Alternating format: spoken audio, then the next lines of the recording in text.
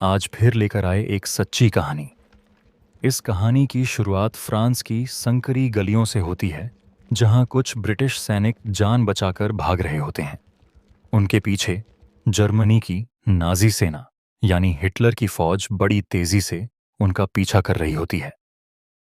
गोलियों की गड़गड़ाहट और चीख पुकार के बीच नाजी सेना अधिकतर सैनिकों को मार गिराती है, लेकिन उन्हीं में से एक सैनिक, जिसका नाम टॉमी है, किसी तरह मौत के मुंह से बच निकलता है और डंकर्क बीच पहुंच जाता है। दरअसल ये वो वक्त था जब जर्मनी की सेना बहुत ज्यादा पावरफुल थी, और अलायंस की वो सेना, जिसमें कई देश मिलकर हिटलर के खिलाफ लड़ रहे थे, उन्हें पीछे धकेलते हुए हिटलर की ताकतवर फौज ने उन्हें समंदर के किनारे बीच पर कैद कर दिया था। उस वक्त लगभग पूरा फ्रांस हिटलर के कब्जे में था, और डनकर्क के उस सुनसान बीच पर हजारों बेबस सिपाही फंसे हुए थे। बचने की कोई उम्मीद कहीं नजर नहीं आ रही थी। जो सारे सैनिक वापस अपने घर जाना चाहते थे। वहीं टॉमी की मुलाकात एक और सोल्जर गिब्सन से होती है। दरअसल गिब्सन वहां अपने साथी सैनिक को दफना रहा होता है। टॉमी भी उसकी मदद करता है।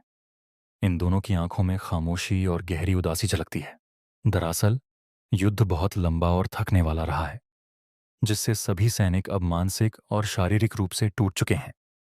अब ये सारे सैनिक अपने अपने घर लौटने की चाह में हैं, क्योंकि उन्होंने काफी समय से सुकून नहीं देखा। इस समुद्र तट पर लगभग 3 लाख सैनिक मौजूद हैं, जो अपनी बारी का इंतजार कर रहे हैं ताकि वो सुरक्षित वापसी कर सकें।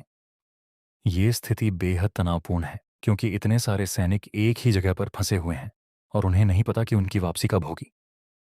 युद्ध की भयानक ने इन सबको अंदर से हिला दिया है, और अब उनका सिर्फ एक ही सपना है, घर लौटना। और तभी जर्मनी के फाइटर प्लेन वहां आकर उन पर बम गिराने लगते हैं, जिससे कई सैनिक घायल हो जाते हैं। इसी अफरा तफरी का फायदा उठाकर टॉमी और गिब्सन एक घायल सिपाही को उठाकर जहाज तक ले जाते हैं। अब तीनों ही अपने अपने शिप में पहुंच चुके हैं। टॉमी और एलेक्स शिप के अंदर बैठकर खाना खा रहे होते हैं, जबकि गिब्सन शिप के ऊपर निगरानी पर होता है। तभी अचानक पानी के भीतर से उनके शिप पर हमला हो जाता है। हमले की चपेट में आकर अब यह शिप भी डूबने लगता है। टॉमी और एलेक्स लगभग हार चुके होते हैं। तभी गिब्सन वहां पहुंच जाता है। वह दरवाजा खोलकर दोनों को डूबने से बचा लेता है। इसके बाद ये तीनों मिलकर तैरते हुए समुद्र के किनारे पहुंचते हैं और अपनी जान बचा लेते हैं। अब ये समझ चुके हैं, चाहे कितनी भी कोशिश कर लें, लेकिन ये डंकर्क से नहीं निकल सकते हैं।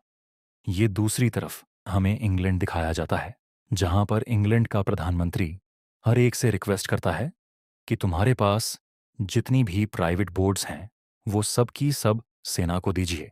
देशभक्ति की भावना से प्रेरित होकर अपनी कई नौकाएं नेवी को सौंप देते हैं, ताकि डंकिर्क में फंसे सैनिकों को बचाने में मदद की जा सके। यहाँ एक व्यक्ति डॉसन होता है, जो अन्य लोगों की तरह अपनी बोट नेवी को सौंपने के बजाय खुद अपने बेटे पीटर के साथ डंकर की ओर निकल पड़ता है, ताकि वहां फंसे हुए सैनिकों की मदद कर सके। और जब वे बीच समंदर में पहुंचते हैं, तो देखते हैं कि वहां एक जहाज का मलबा तैर रहा है, जिस पर एक सैनिक फंसा हुआ है। वे उस सैनिक को बचाकर अपनी बोट पर ले आते हैं। वह सैनिक पूरी तरह सदमे में होता है, क्योंकि उसने अभी अभी युद्ध और डूबते जहाज का भयानक मंजर देखा होता है। जैसे ही उसे पता चलता है कि बाकी लोग उसी डंकर की ओर जा रहे हैं जहां से वह मौत के मुंह से निकला है, वह घबरा जाता है। तो वो बेकाबू हो जाता है। डर के हालत में वो नाव की कमान अपने हाथ में लेने की कोशिश करता है। इसी वजह से उसकी और जॉर्ज के बीच झगड़ा हो जाता है। धक्का मुक्की में जॉर्ज के सिर पर गहरी चोट लग जाती है। पीटर उसको संभालता है और उसके सिर पर पट्टी लगा देता है। और फिर भी जॉर्ज एक शब्द नहीं बोला, न शिकायत, न आंसू। सिर्फ एक सच्चे बहादुर की तरह चुपचाप बैठा रहा। जॉर्ज के सिर पर चोट लगने के बाद वही सोल्जर, जो अब तक घबराहट में चिल्ला रहा था, हिंसक हो उठा था। वो अब पूरी तरह शांत हो चुका है। शायद उसे पहली बार एहसास हुआ कि डर से भागने की जगह बहादुरी सामने बैठी थी, जॉर्ज की शक्ल में। पीटर के पिता पूरे संयम और साहस के साथ अब एक बार फिर अपनी बोट को डंकर्क की ओर मोड़ देते हैं। उधर डंकर्क के बीच पर टॉमी, गिब्सन और एलेक्स दिखाई देते हैं। तीनों थके हुए हैं, लेकिन निगाहें अब भी किसी मौके की तलाश में हैं। उन्हें कुछ स्कॉटलैंड के सैनिक दिखाई देते हैं। बिना कुछ कहे टॉमी, गिब्सन और एलेक्स भी उनके साथ जुड़ जाते हैं। अब उनका एक ही मकसद है, डंकर्क से किसी भी तरह निकलना। तभी उनकी नज़र एक शिप पर जाती है जो किनारे पर फंसी हुई है, मानो अपनी आखिरी सांसें गिन रही हो। उसे समंदर में ले जाना आसान नहीं होगा। शिप भारी है, दलदल जैसा रेत है और वक्त बहुत कम। लेकिन उन्हें एक इमेज है, उन्हें एक बात मालूम है, समंदर का पानी दिन में 2 बार ऊंचा उठता है। शायद अगली बार लहर उन्हें मौका देने का है। अब इन सबके पास बस एक ही उम्मीद है, जब समंदर उफान पर होगा, यानी हाई टाइड आएगी, तब ये फंसे हुए शिप को पानी में उतार सकेंगे और शायद इस जानलेवा डंकर बीच से बाहर निकल सकें। वो सब शिप के अंदर जाते हैं, जहां पहले से ही एक कैप्टन मौजूद होता है। कैप्टन उन्हें गंभीर आवाज में बताता है, ये जगह बेहद खतरनाक है, जितनी जल्दी हो सके निकल जाओ। और जैसे ही वो ये बात कहता है, अचानक ऊपर से गोलियों की बौछार शुरू हो जाती है। जर्मन सैनिक हमला कर देते हैं। धातु की दीवारों से टकराती गोलियां, हर तरफ अफरा तफरी। और एक बार फिर जिंदगी और मौत के बीच जंग शुरू हो जाती है और जल्दी वो गोलियां चलाना बंद कर देते हैं। दरअसल जर्मन सैनिक को नहीं पता होता कि इसके अंदर दूसरे सोल्जर्स छुपे हुए हैं।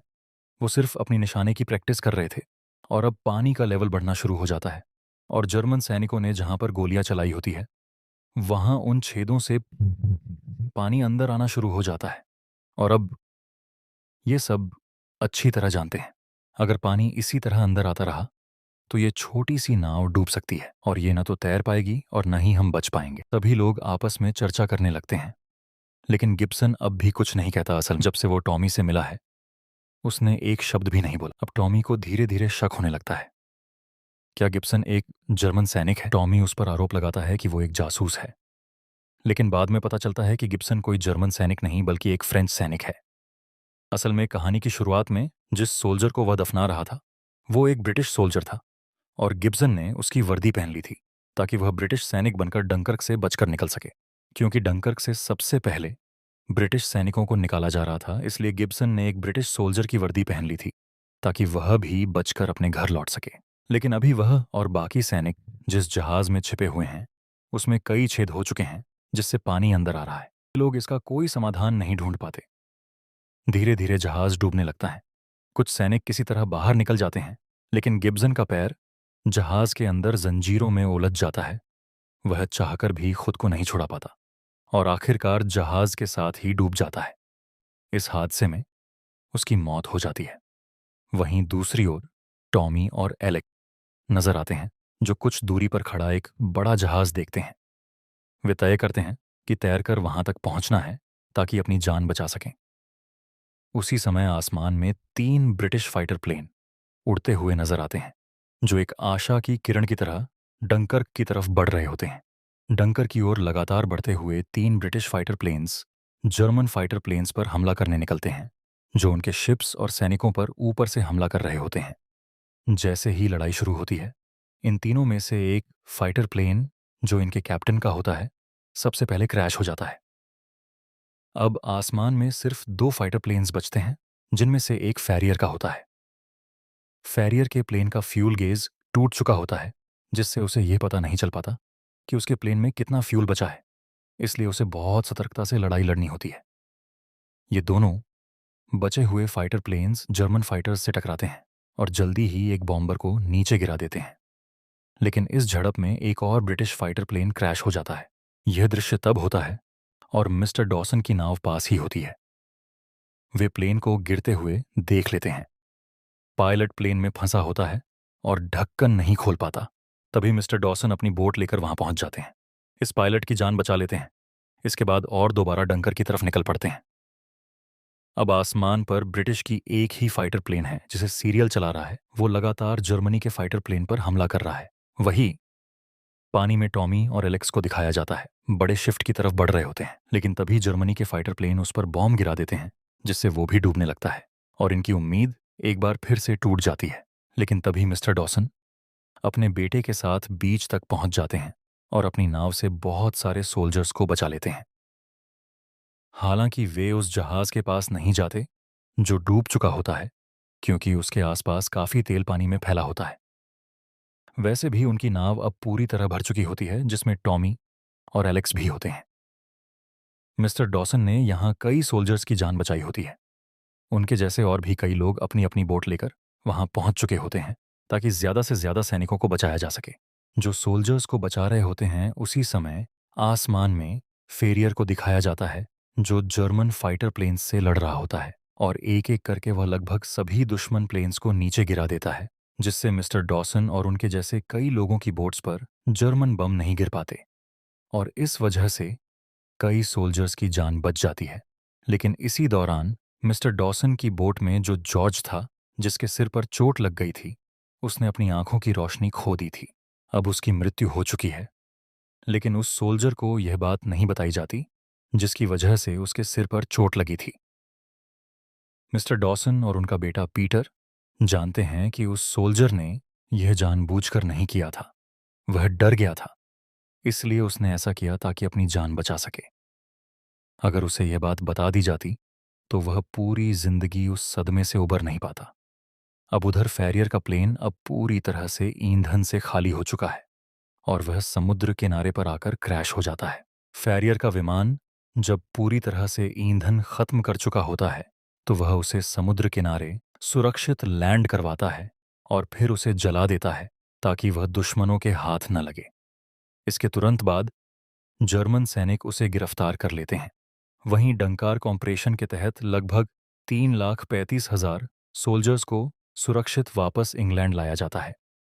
हालांकि ब्रिटिश कमांडर वहीं रुक जाते हैं, क्योंकि वहां फ्रेंच सोल्जर्स भी हैं और वे चाहते हैं कि उन्हें भी सुरक्षित निकाला जाए। जब सभी सैनिक इंग्लैंड पहुंचते हैं, तो वहां जनता उनका गर्मजोशी से स्वागत करती है। ये वही लोग थे जो अपनी जान पर खेलकर दुश्मन से लड़ने गए थे। भले ही वे मैदान में जीत हासिल नहीं कर पाए, लेकिन उनकी बहादुरी और साहस को पूरा देश सलाम करता है। इसी दौरान एक लड़का पीटर जॉर्ज की कहानी एक मीडिया रिपोर्टर को बताता है। जॉर्ज, जिसकी सिर पर लगी चोट के कारण मृत्यु हो गई थी, अब एक नायक के रूप में याद किया जाता है। उसकी कहानी और तस्वीर अखबार में छपती है, और यही उसका सपना था, जो अब पूरा हो चुका है। ब्रिटिश प्रधानमंत्री विंस्टन चर्चिल के एक बयान को भी दर्शाया जाता है, जिसमें वे कहते हैं कि शुरुआत में सिर्फ 45,000 सैनिकों को बचा पाने की उम्मीद थी, लेकिन अंत में 3,39,000 सैनिकों को सकुशल डंकार्क बीच से निकाला गया। यह ऑपरेशन एक बड़ी सफलता बन जाता है। हालांकि अंत में एक तटस्थ टिप्पणी समार से हम कहा तटस्थ टिप्पणी भी दी जाती है कि चर्चिल और हिटलर दोनों ही सत्ता के खेल में निर्दयी थे।